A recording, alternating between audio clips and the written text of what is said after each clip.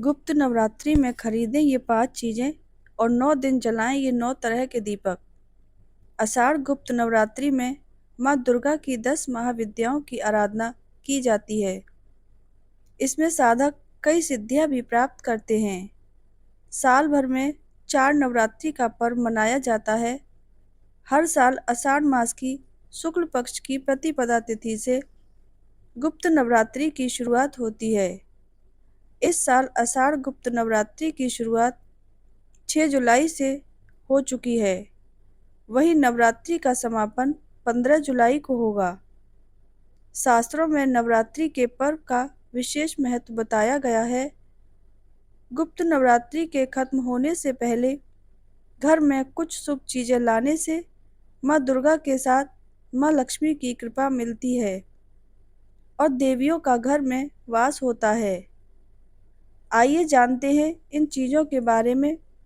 उससे पहले आप भी माँ लक्ष्मी की कृपा चाहते हैं तो कृपया इस वीडियो को लाइक और चैनल को सब्सक्राइब जरूर करें। माँ लक्ष्मी से मेरी प्रार्थना है कि इस चैनल को सब्सक्राइब करने वालों पर हमेशा अपनी कृपा बनाए रखना। गुप्त नवरात्रि में घर ले आएं ये वस्तुएं। नंबर 1, ज्योतिष शास्त्र के अनुसार गुप्त नवरात्रि के दौरान घर पर माँ लक्ष्मी की तस्वीर लाने से उनकी विशेष कृपा प्राप्त होती है।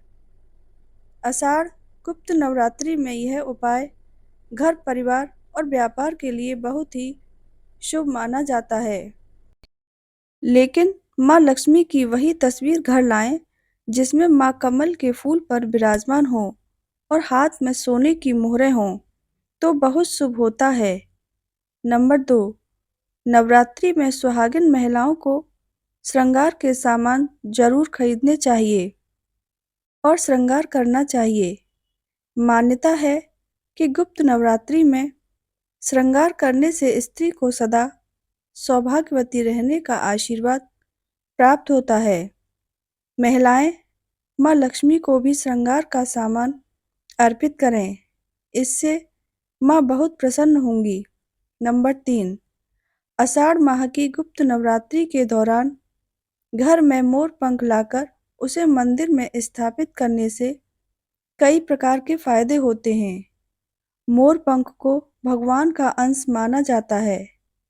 माँ लक्ष्मी की एक सवारी में से मोर पंख भी होता है। नवरात्रि में मोर पंख घर में लाने से माँ लक्ष्मी का वास होता है और सुख समृद्धि भी बढ़ती है। नंबर 4, कमल का फूल माँ लक्ष्मी को अति प्रिय है।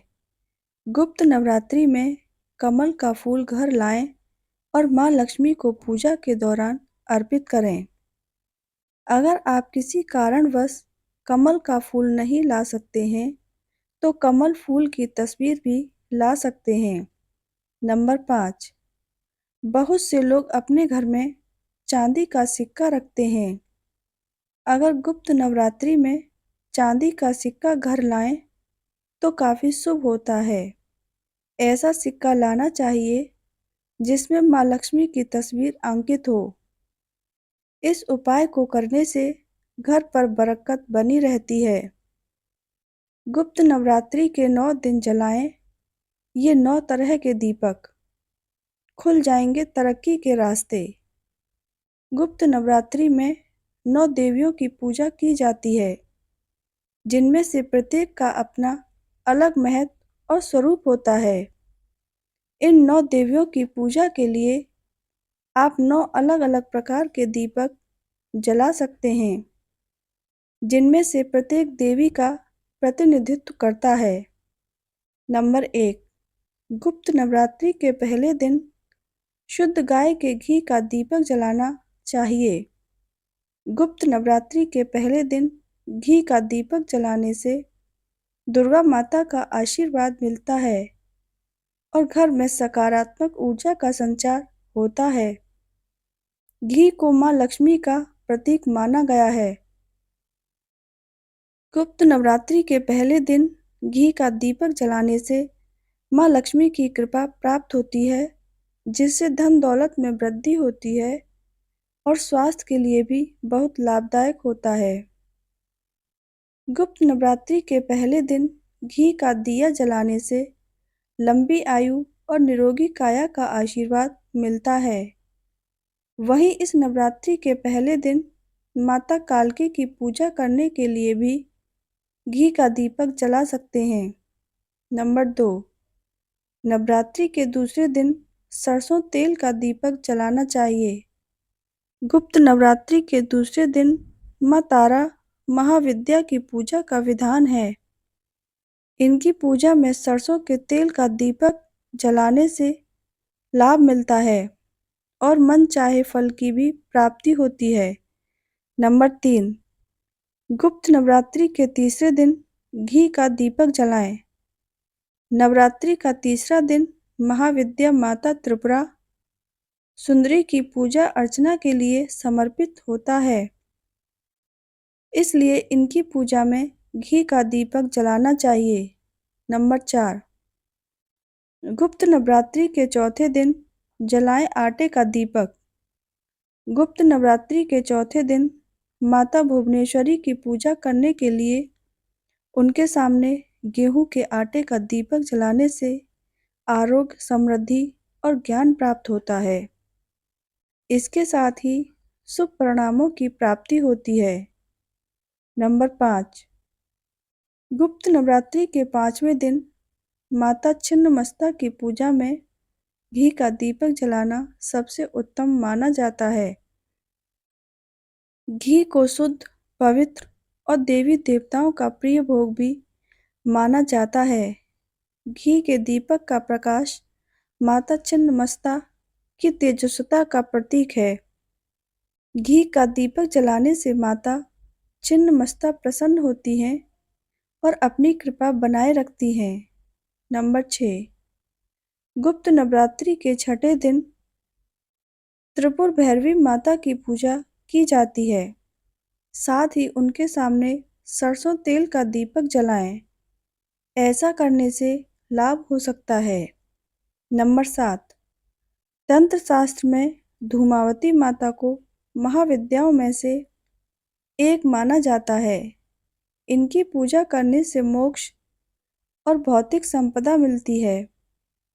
माँ धूमावती की पूजा में दिया जलाने का विशेष महत्व होता है। दीपक जलाने से देवी प्रसन्न होती है। माता धूमावती की पूजा के लिए घी का दीपक जला सकते हैं। नंबर 8, गुप्त नवरात्रि के 8वें दिन माँ बगलामुखी की पूजा होती है। उनकी पूजा में घी का दीपक जलाना सबसे शुभ माना जाता है। घी को शुद्ध और पवित्र माना गया है और देवी देवताओं का प्रिय भोग भी।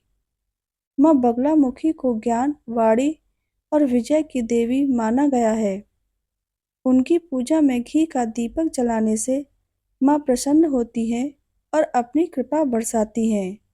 नंबर 9, माता मतंगी और माँ कमला देवी दोनों को शक्ति और समृद्धि की देवी कहा जाता है।